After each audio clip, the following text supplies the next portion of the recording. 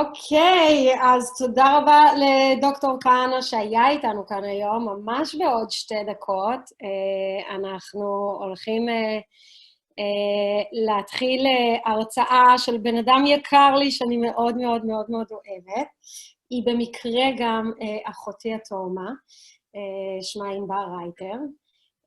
אמרו לי ככה שמי מכם שיצטרף אלינו ברגע זה, ולא היה כאן לפני כן, אנחנו נמצאים ביום שידורים מיוחד מנורת' מיאמי ביץ', האמת מהלנדל, במשרד שלי בעומק חיה, שזה וולנס סנטר הכי מדהים ומיוחד בעולם.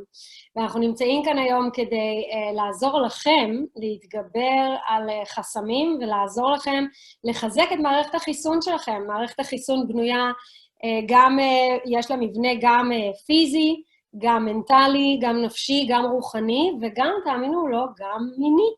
ההרצאה הבאה הולכת לעסוק במיניות.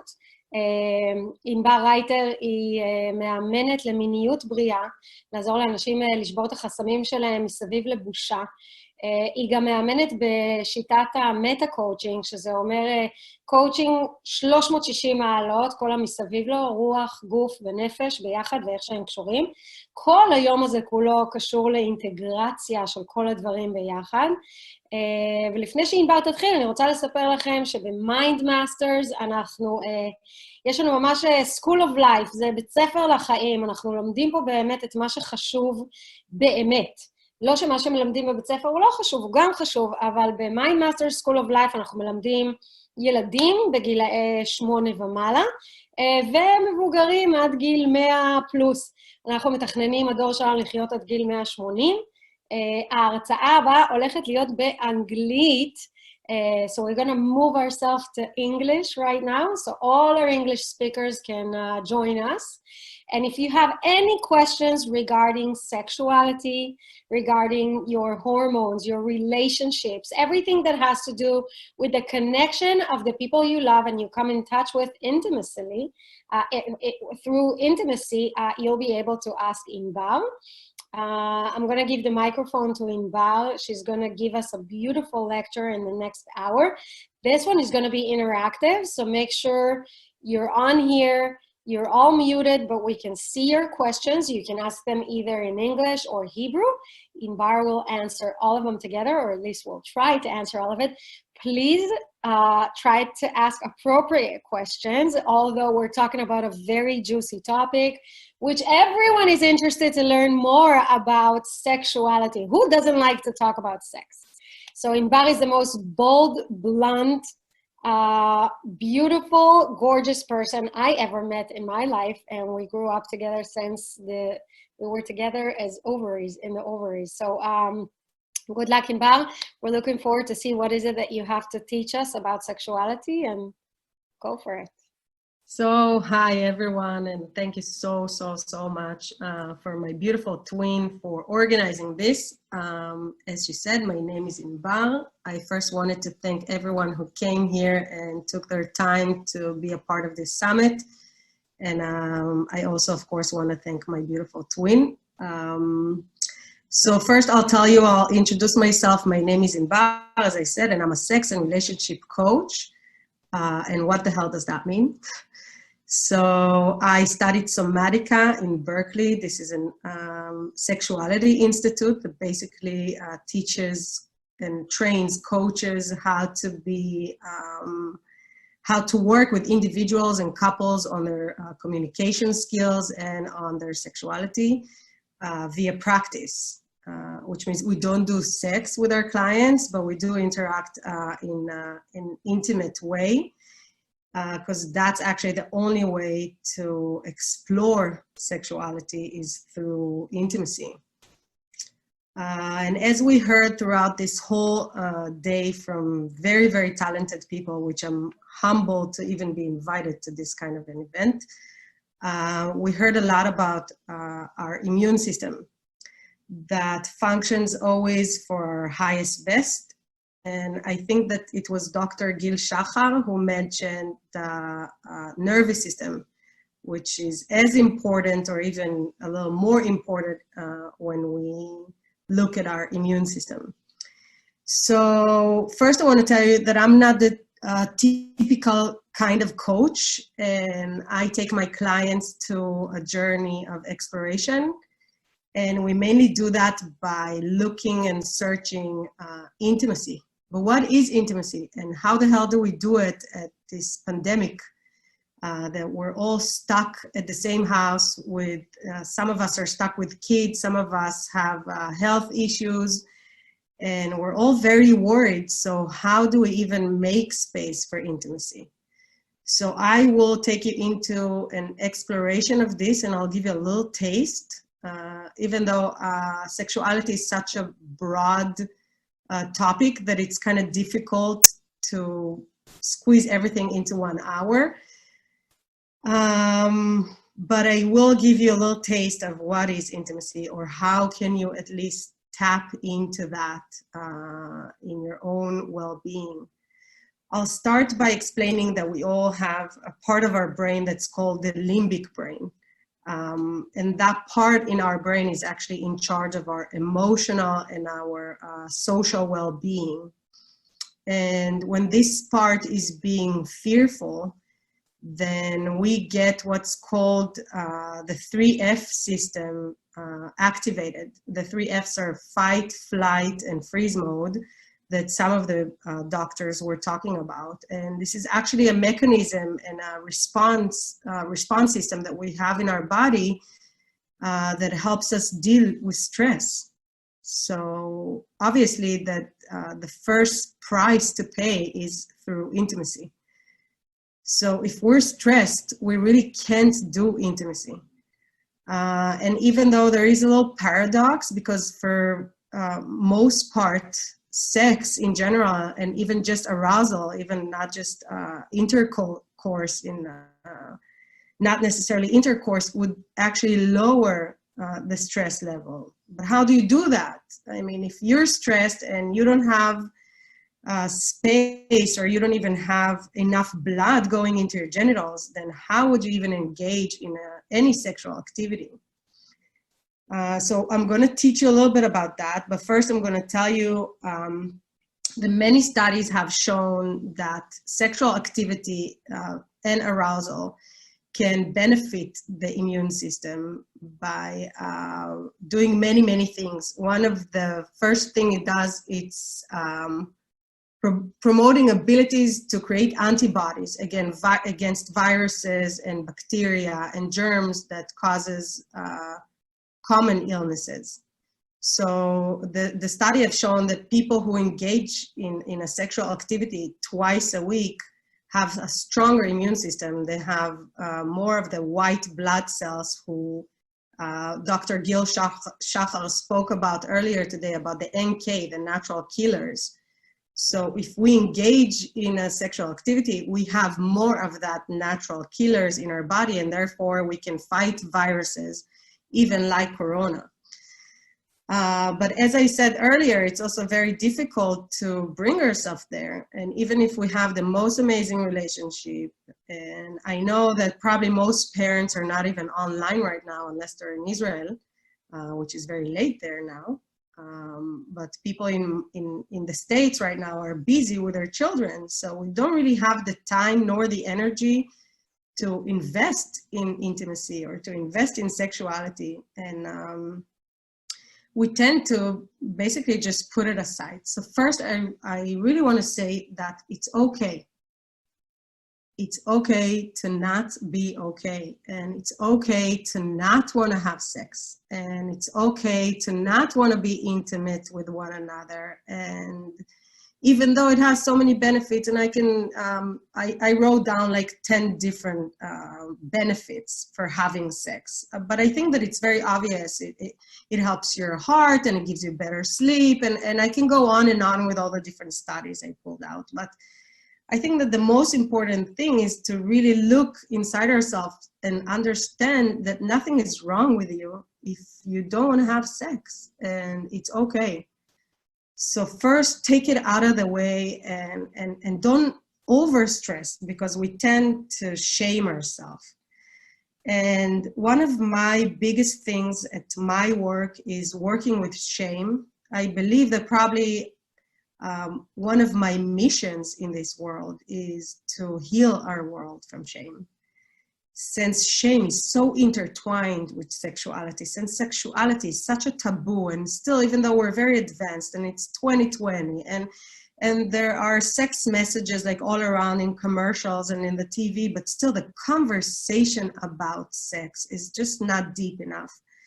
And I'm not talking, I just read a question that just came in, and what about single people? So it's not just about people who have a relationship, it's also for people who don't.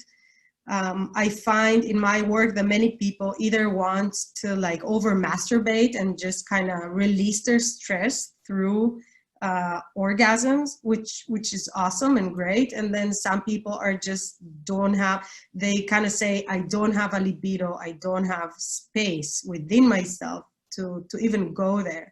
So both cases are natural, and both cases are very common at the past 7 weeks.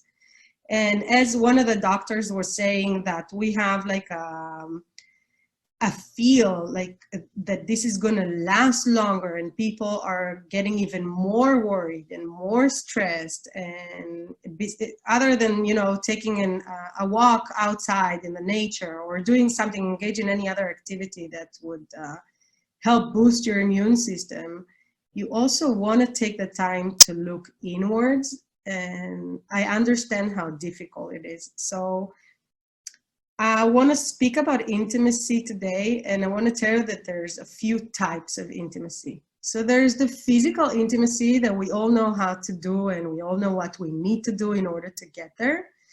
One of my favorite psychotherapists in the whole entire world, that she inspires me a lot, her name is Esther Perel.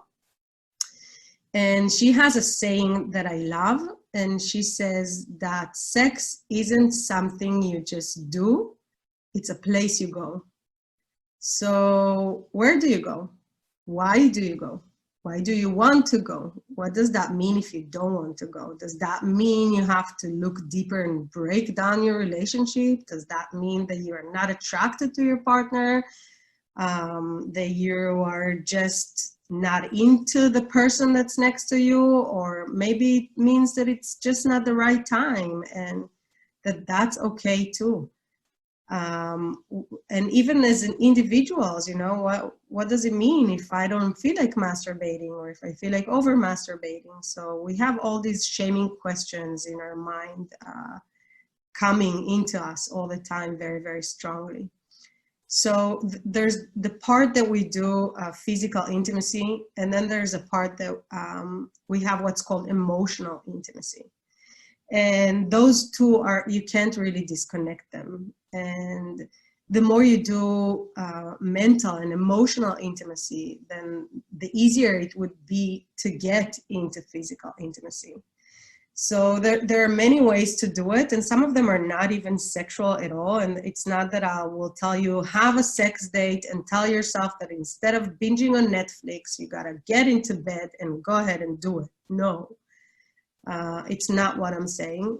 I think that there are many ways to find emotional intimacy, and at first we need to start with our own bodies.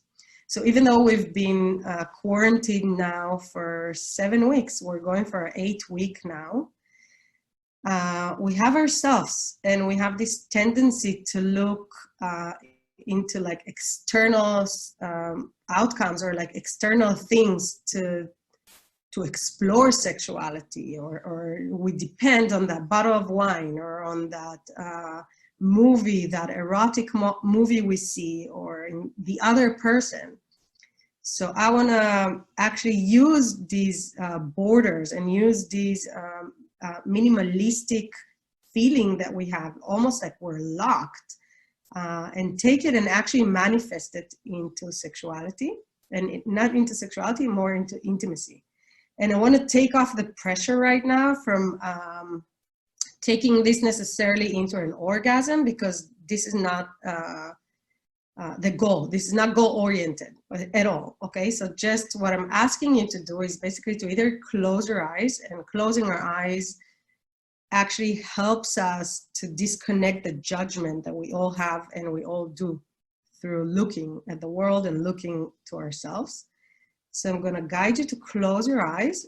And before you do that, just get ready with your fingertips. And I'm going to guide you to do a few things. And all I want you to do, I don't want you to get up. I don't want you to write anything down. I just want you to remember that journey. And I'm going to take you into that journey slowly. So close your eyes and just take a few breaths with me. The breath can really ground us all into Mother Earth and into ourselves and into our own well-being. So use the breath. There's many types of breath that we do, and in my work we do a lot of different exercises with breath. But I just want you to breathe normally and kind of take yourself into the zone of sensual journey. Develop your curiosity. What is she going to do now? What is she going to ask me to do? Is it going to be embarrassing? And just agree and decide that you're here to play. I feel that this whole day was so informative that we kind of need this break a little bit to just be whole. And when we are intimate, we're meeting our vulnerability and our parts that usually are hidden in the dark. And that doesn't mean necessarily that we're gonna close the computers and go straight to have sex. No, I just want you to feel your limbic system. Feel it working, let it come to you.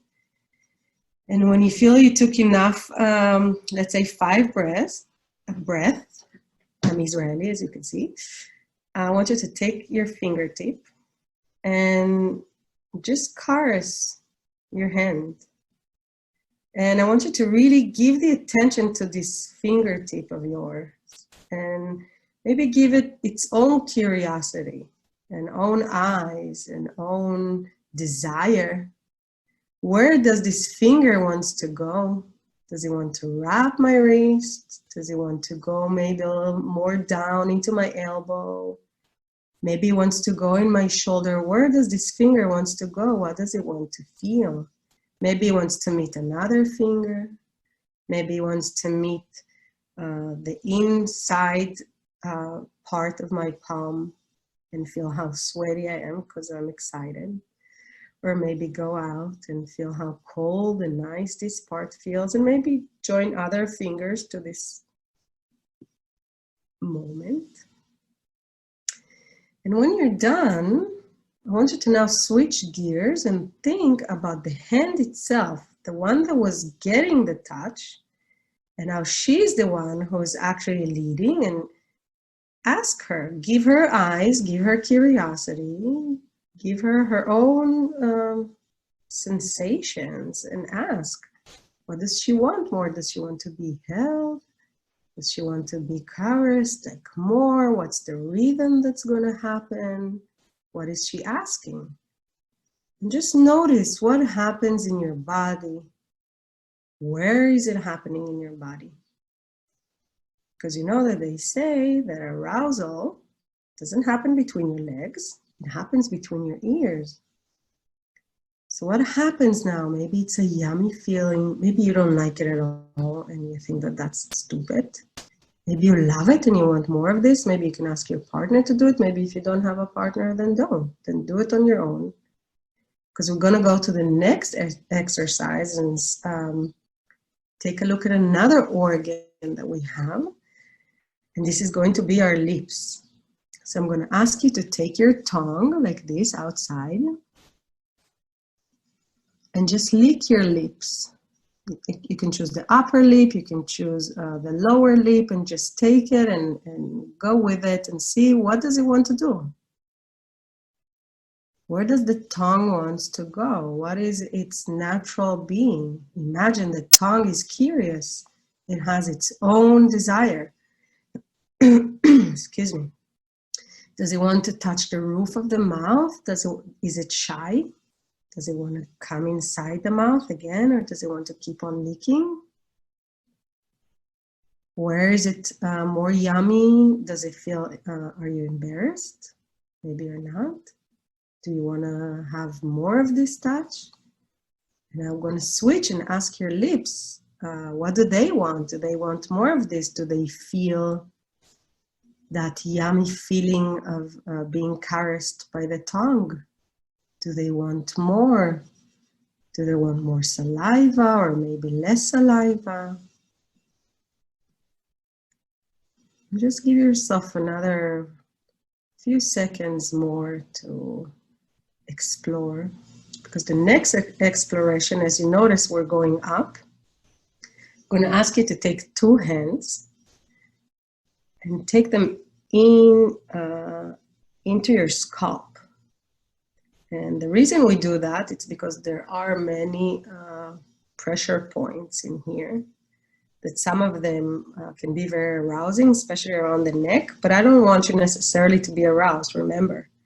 Just want you to notice, what are you feeling when you're touching your scalp? And if that's okay with you, then to go into your upper scalp and ask these toes, give them the curiosity, give them their pleasure of touch. What are they doing? Where are they going? Do they enjoy this? Where do they want to go? Do they want to go to the upper scalp? Do they want to go down? Do they want to stay hidden? Are you hot? Are you cold? And now ask the scalp, where does the scalp want to be touched? Maybe it wants more of these ears because it feels yummier.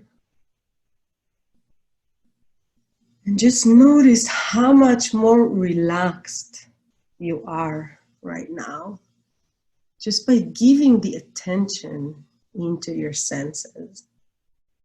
So one of my clients were saying how it takes like sensuality or certain senses used in sexuality. But no, sexuality is about using all our senses, but in the right context. So if I've been touched like this suddenly by one of my kids, oh my God, this would not feel great. And even if I would be touched like that by my partner, but not at the right context or not at the right time, then guess what? I'm not going to get aroused. And I think that today, overall, we spoke a lot about how to lower the stress mode that we're at, and trying to find if it's exercise or if it's walking on the beach, if you can, if you live by the beach, or if it's just taking a walk barefoot and connecting to Mother Earth would help you de-stress. But it's not enough. And even if you're not stressed at this specific moment, then maybe in the next one you will be. And maybe you have many concerns. Some of them are health concerns, and some of them are about money, or about the future, or about education, and about all these things that are changing right now. So I'm inviting you to explore your own self by inviting your body to join the experience and not just the mind, because we tend to stay in the mind and basically let the mind run the show for us. But if we stop for, this was only probably 7 minutes, I would say, 10 minutes of what we just did, so we can relax. And when we're relaxed, we have more space, more room to speak our love language. And there's an author named Jerry Chapman who wrote the 5 love languages that claims that we all have different ways of defining love. Even though I believe love is a frequency and it's not really an emotion, it's more of the vibe that the whole entire world is basically based on. But then we have different ways to get there. And for one person, they have a mechanism of saying I love you, but then the other person needs to be gifted or need to be maybe greeted with nice words. So find your love language. See what is it that makes you feel loved, and what is it that gets you closer to intimacy. And in order to do it, I would just give you a few quick tips. I think that the more you do things that are out of the box and do things not necessarily even together, even though I totally recommend finding something you've never done before. And I work with a lot of clients on that, especially couples. But also Esther Perel, if I may mention her name again, wrote a very smart, wise book that's called Mating in Captivity. And she wrote there that when people are in a symbiotic relationship, which means that they do everything together, so they work, and I mean, in this case, we're quarantined together, so we work and we cook and we take care of the children and we clean and we teach, we do everything right now as a couple together, then there's no room for eroticism. There's no space. And remember, the law of attraction says energy flows where attention goes. So if my attention is always in the doing and always in like where there's so many things to do and cleaning and cooking and all that, I don't have room for intimacy. I don't have room for eroticism. And eroticism lives in the unknown. It lives in the unexpected, in the eagerness of wanting something and not necessarily getting it, or in the longing. And this is where fantasy comes from. It's like, I want to have something, but I can't. It's like, I want to have sex in the middle of the day, but I have my kids all around me. But then it's not necessarily sexy because it's not necessarily in the right context, or I don't have a channel open to there. And then we all have in our mind an erotic mind. Remember that limbic mind, and it keeps on searching for signals. Okay, like I saw a bottle of wine, even if it's 4 o'clock, and I'm turned on. Or I saw something in the movie, like a movie that I've watched, and I'm turned on. And then on the other hand, I have a system which inhibits sexuality, and that means I have my kids next to me, so I'm not allowed, and it's not safe for me basically to be turned on. So our mind always looking for cues. What is sexy? Where is sexy? How can I have sex? You know, this is not something someone just made up. It's really true for men and women. We keep on looking for cues to have sex. But then we have a different system in our mind that is looking for cues to not have sex, or that it's not safe. So it wants to keep us safe from predators, from lions who chase us, and this is where the 3 F's come from. So we can always have an opportunity for sex, but then we also have sort of like what's called like a break, like a strong break. And what happens right now to most of the people is that the brake is a little stronger than the gas pedal. And in order to increase the gas pedal, or maybe decrease the brake pedal, and understand that we're not in danger right now. And even if we feel like that, can we be in the moment? Can we be mindful? Can we, even in our own body, even not with the best environment, so-called, can we bring ourselves there? And even if we don't, then that's really okay too. And my biggest, I would say, passion, as I said, is healing I don't know if everyone, but the world, or as many people as I can, from being so shameful about not wanting, or wanting too much, or you know, paradigms that we've all been fed up throughout all these years. And the world is changing.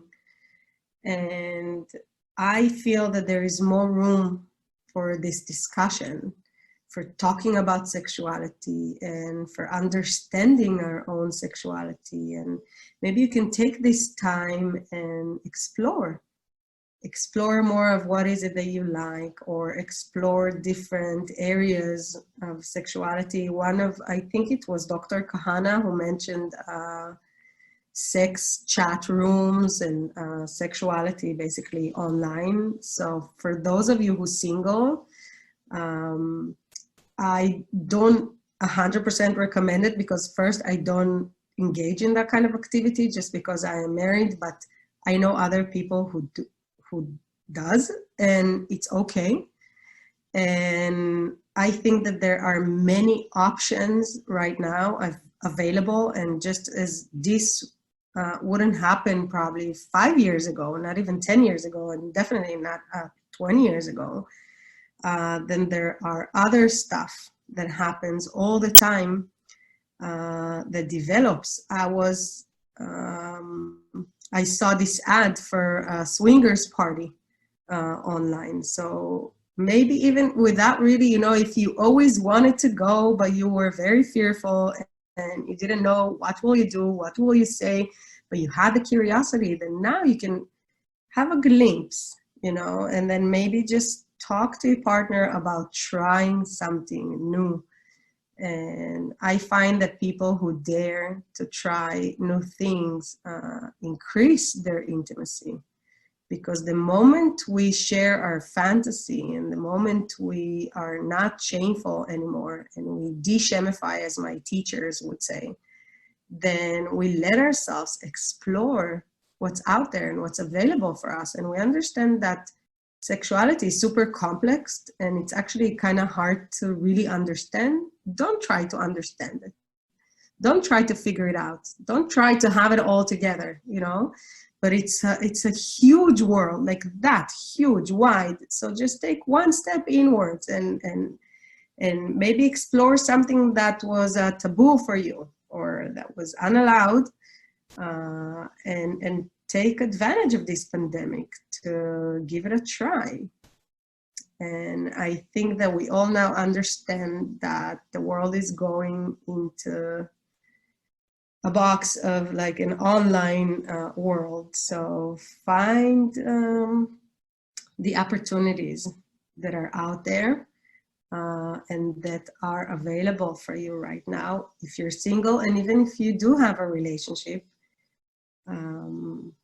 because we develop, and even if we have a perfect relationship, we change all the time and we respond. And remember this, even if we've been in a relationship for 20 years, we are a different type of people and we have different needs and different desires. And in this time, things can come up and float on the surface, and different people can ask for different things. So can you listen? Can you have the capacity to just hold the space for that person?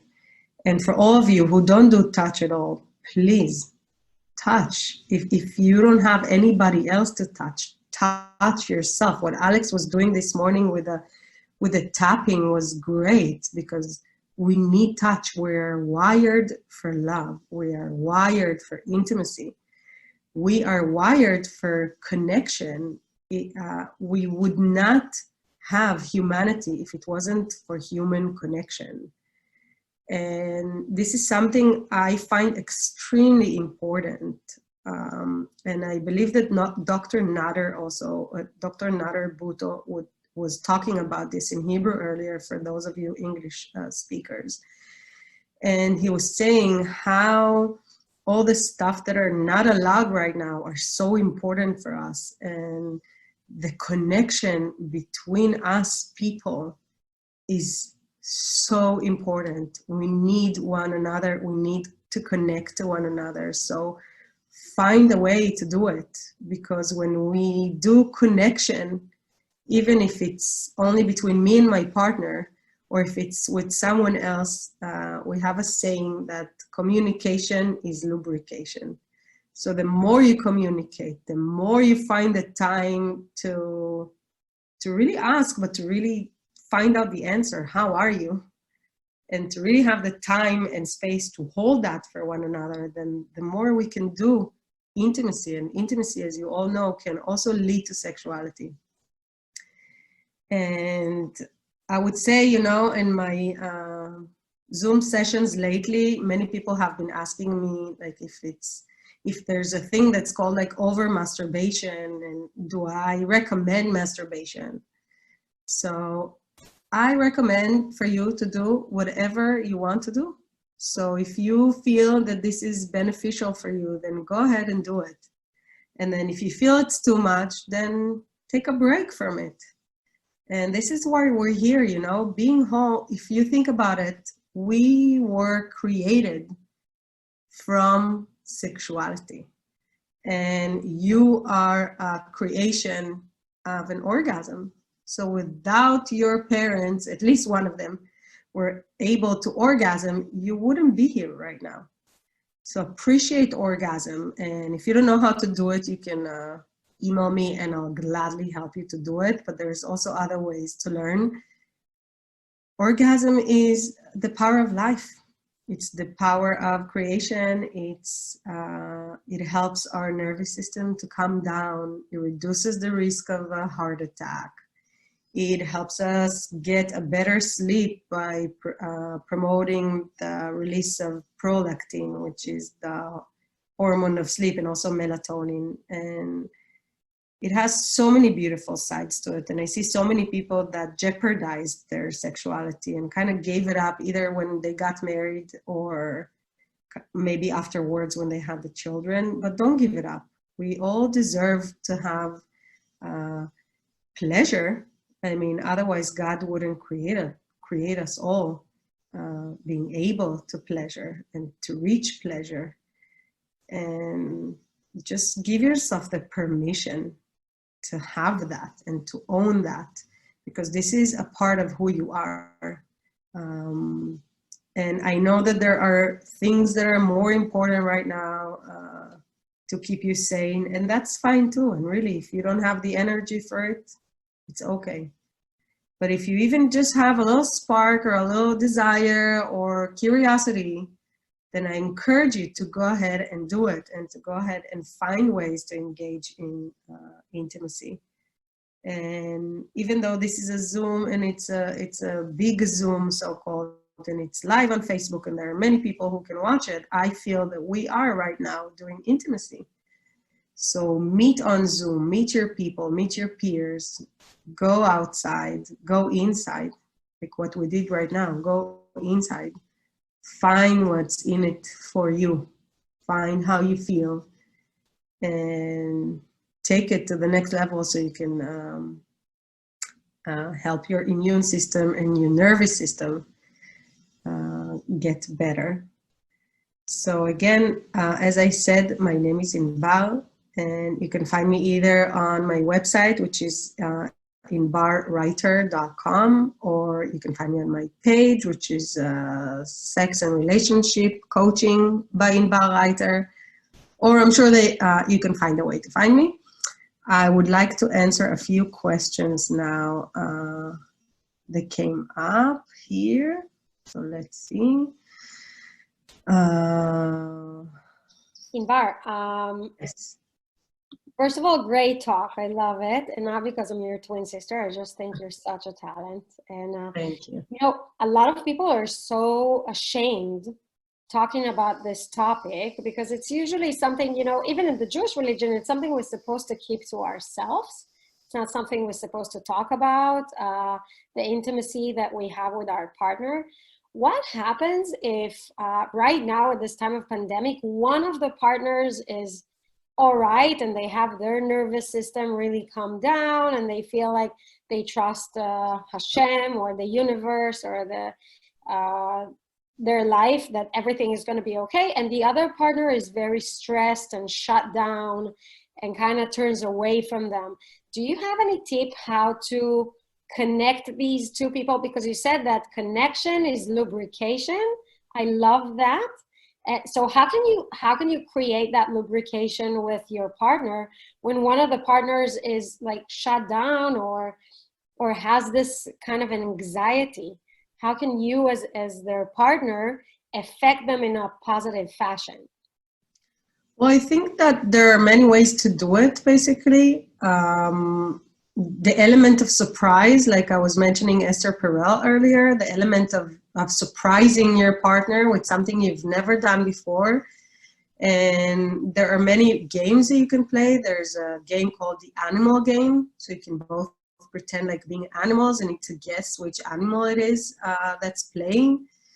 Or that you can even go more crazy and buy a wig or dress up as something totally different and pretend like you don't know each other. And there's a lot of seduction in role play.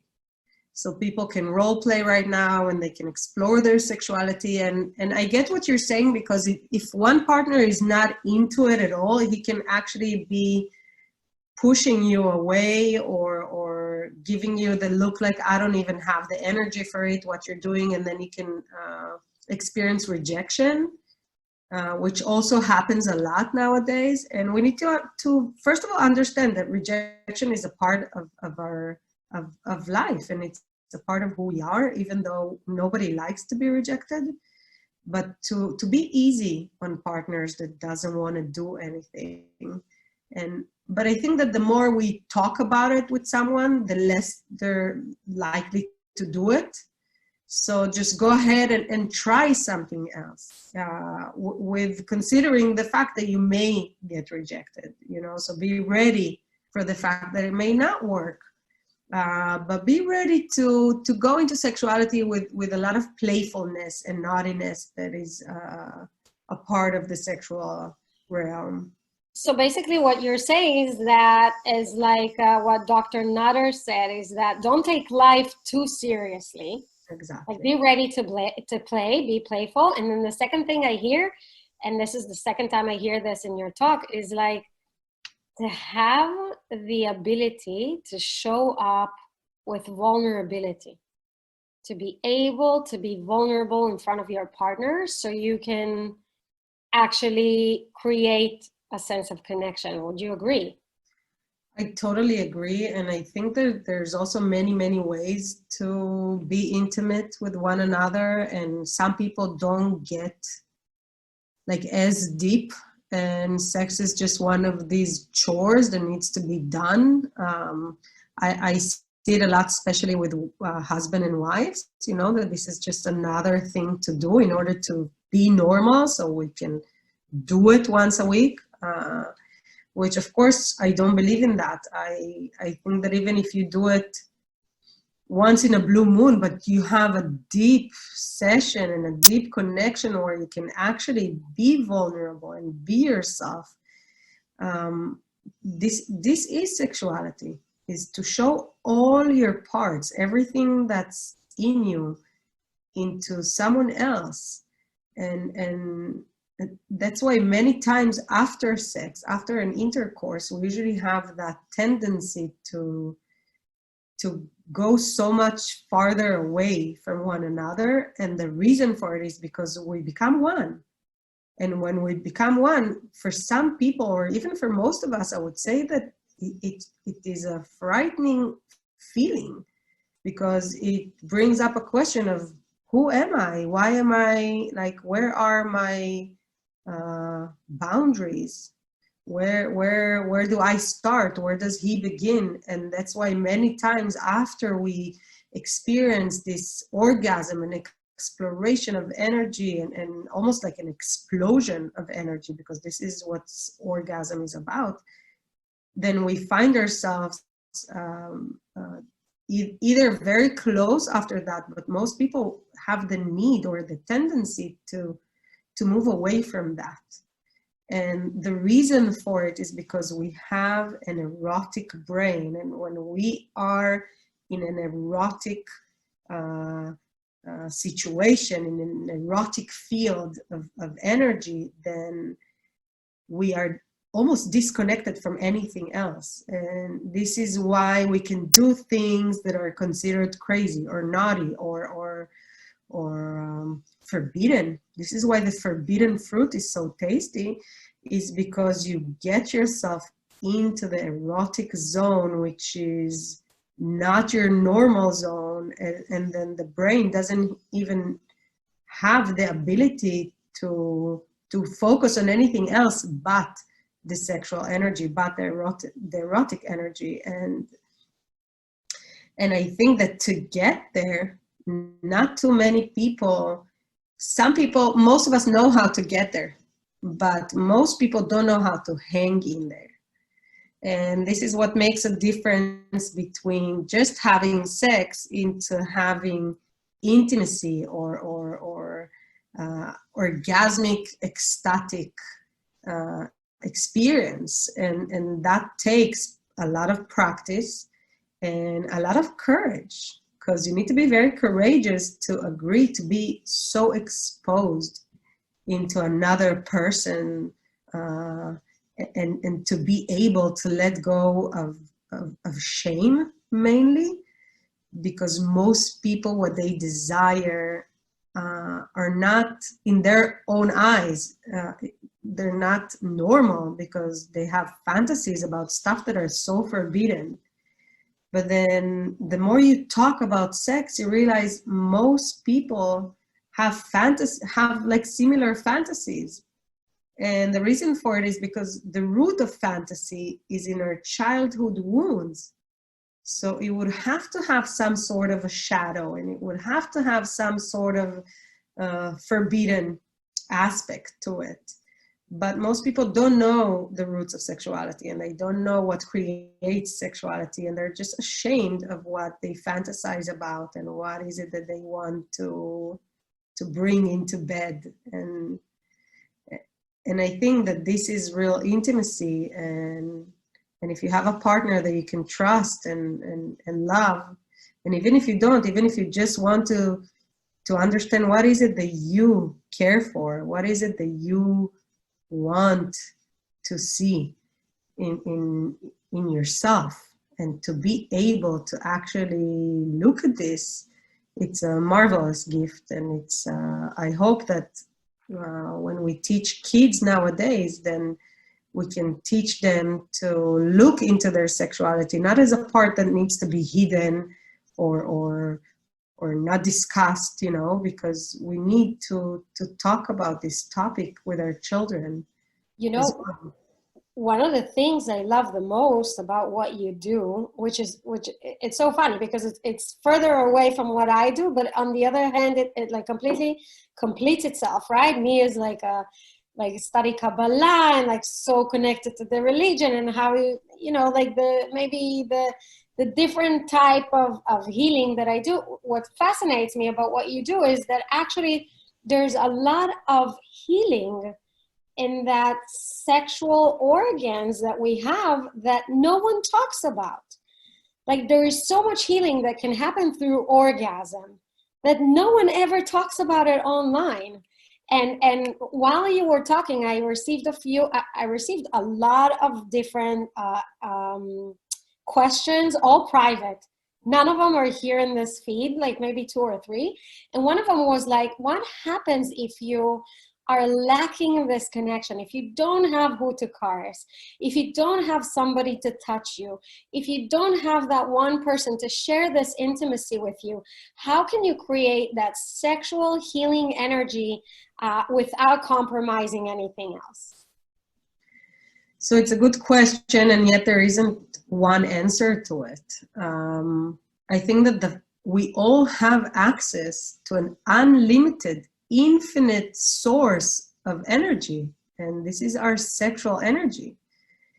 And this exists with each and every person alive on this planet. And it's just, for some people, a lot of their limiting beliefs or a lot of their thoughts about what is sexuality or how do I do it actually limit them from exploring, from being curious, from asking questions. And I get that a lot too, like the people are ashamed of even just being curious about sexuality in general. You know, they're not gonna download podcast about it, or they're not gonna watch a show about it because they feel that if they need to explore it or learn about it, it means that something is wrong with them. And since as humanity or as human beings, we tend to judge almost all the time everything we do, then we judge ourselves for wanting to do it. And I think that one of the main things and one of the main problems of humanity right now is that as a society, especially in the Western society, we learn that sex, to want sex, especially I'm speaking as a woman and behalf of all women, is wrong. That you're not supposed to want it, you're especially not supposed to talk about it, and you're supposed to just give it. Like sex is something you give. And it's a problem because I have 2 daughters and 1 son, and I don't want to teach them that. I want to teach them that they deserve, just like men and just like anybody else, they deserve to enjoy this channel of energy and this wide world of sexuality. And it doesn't mean that they have to, all they need to do is talk about sex, but they have the right to explore. And we all have our own bodies. So even if we don't have a partner, or even if we have a partner that doesn't know how to do it, then there's ways to learn. And this is why I believe that intimacy coaching and relationship coaching and sex coaches is in the rise, because we see more and more of those, because the world is asking for it. And a lot of people just don't know what to do. And to think that someone else is supposed to know how to pleasure us because they're just supposed to know what to do, that's also a cliche. Because for some partners, they would love one thing versus other partners that would love something else. So you need to have a voice. And actually, this is more for the women, but it's also for men that don't know to ask what they want. Women, we have lips here and lips there, and they both connected with this channel of air right here, that here all our chakras are sitting here. So notice maybe what is our yoni, our vagina, is trying to tell us, because you're not going to believe this, but if you practice tantra or sexual healing or engage in any kind of like holistic sexuality, then you can hear her saying something. And it would usually be something like, I need more attention. And I hold all of the emotions you have that you didn't want to look at them, or you didn't want to hear them. And it's amazing, because I think that all our body basically speaks with us. And unfortunately, most people only listens when it's in pain, or only listens when it's too late, or right on the verge of being almost too late, that we need to take a decision and finally listen. When we, God forbid, get cancer in our ovaries or in our breasts. And I think that most of it comes from the lack of communication we have with these sexual organs we have. And I think that just like we go and get treatment for our face or for our back or for our mind, then we can also get a treatment like a tantric massage maybe, which I totally recommend it.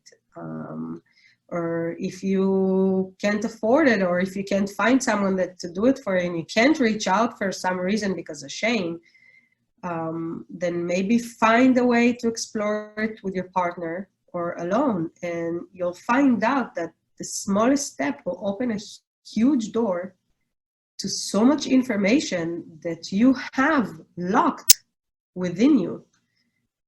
And it's fascinating, because as I said, the root of it is in the childhood. And I think that every person wants to have a resolution for these conflicts, and the way we do it is through sexuality. So to me, it's the most fascinating thing in the world, and this is why I chose this as a career, is because I'm fascinated by these connections, and I'm super passionate with helping people overcome their shame and overcome their intimacy challenges. And as a person who loves people, I think that all you need sometimes is just a mirror, you know, someone from the outside to just show you not what's not working, the opposite, what is working, and how to work these parts in a better way. And I still see how, I want to say one more thing about shame before we are off, is shame is huge for some people. For some people, it's so much in the background, it kind of pushes everything else out of the way.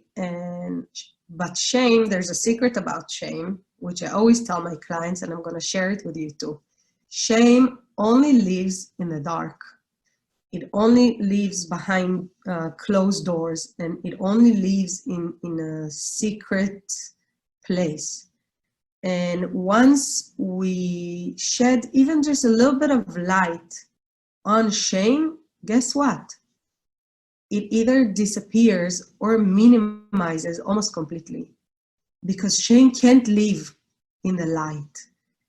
It cannot live outside of you. It cannot live in an area that is not super closed and secret and small. Sometimes it's big, but in a very small place, very, very smooshed into like this painful box that we carry with us. So even if you don't find a professional, but just find one person to share a bit of that shame, you will experience so much relief, and you will have so much space for pleasure and happiness and joy that we all deserve. And I tell it to all my clients, so I'm going to recommend it to you too. Draw a little crown in here and tell yourself every time you have that shame coming in that you deserve this, not the shame. You deserve to be a queen or a king of your own kingdom, of your own life, and take charge over it. And as a big part of it is taking charge of the way you do communication and intimacy and sexuality. And if you don't have someone to hug, then give yourself a hug. Even giving yourself a hug, just grabbing yourself would make you feel so much better. So do it. Connect to your limbic system, connect to your physical being. We have that as a tool to connect to our higher source and to connect to our deeper emotions and our deeper fears or shadows, and we can overcome them together as a community, as a world. And I want to thank you very, very, very, very much for taking the time to listen to me. I promise I'll answer all the questions, either on the chat here or privately if you prefer. Thank you. Thank you. Here's Mohan. Thank you, Inbari. This was awesome. This was beautiful. Thank you for all the knowledge and all the beautiful wisdom you gave here. We don't take it for granted. And I'm sure everybody learned a lot. I keep getting questions privately. I will forward you those questions, and then you'll be able to answer them. I guess people are more private when it comes to sexuality. But if I have to really summarize everything about today since 9 a.m. Through these wonderful speakers, I must say that it comes into three things, I think, that it has to do a lot about healing in order to create healing within ourselves. I think we can create wholeness, and it comes into like three things. One of them is wholeness. It's how to create that wholeness. The second one is integration, which is a little bit different than wholeness, because integration is about putting the pieces together, like taking the two parts of the brain and actually turn them into one. And then also acceptance. Like acceptance is such a huge key in turning what we call the things that we are not in peace with, to turn them into like a whole integrated unit. That's called the the healed self. And this is what we're trying to do here. The approach of Dr. Nader and the approach of Dr. Shachar, the approach of Alex Cohen from the morning, the approach of holistic chef Yasmin, and your approach to sexuality, it all comes to that integration and wholeness and accepting the situation. Although there are some things that we cannot control. We cannot control the virus. We cannot control this pandemic that's going on. We cannot control the media and what they post on media, but hell yeah, we could put an event together that will put people and will spread the word of how they can heal themselves. And we have the opportunity to take charge over our own well-being.